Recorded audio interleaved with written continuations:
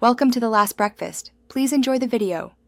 In this video, I will show how to get spare tire off Chrysler Town and Country full guide. Start by parking on level ground and engaging the parking brake.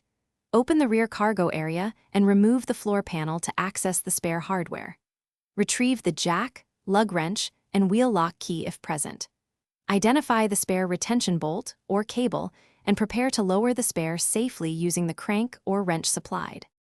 Use the supplied crank or lug wrench to lower the spare slowly and safely. Remove any cover or access panel to reach the spare bolt or cable. Insert the crank and turn counterclockwise while holding the wheel lightly to control movement. Continue until the spare reaches the ground and the cable or bolt releases. Slide the spare out from under the vehicle and set it upright on the ground for mounting. If you found this useful, please subscribe and like the video to support more helpful guides.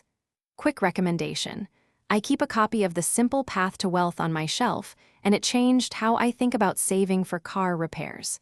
Check the description for the link and other deals so you can pick one up easily. Thanks for watching, and now let's get back to the video. Loosen lug nuts slightly while the car is still on the ground to prevent wheel spin. Position the jack at the designated jack point and raise the vehicle until the wheel clears the ground. Remove the lug nuts completely and keep them in a safe spot. Pull the flat tire straight off the hub, then align the spare and slide it onto the studs. Hand thread lug nuts before lowering the vehicle carefully.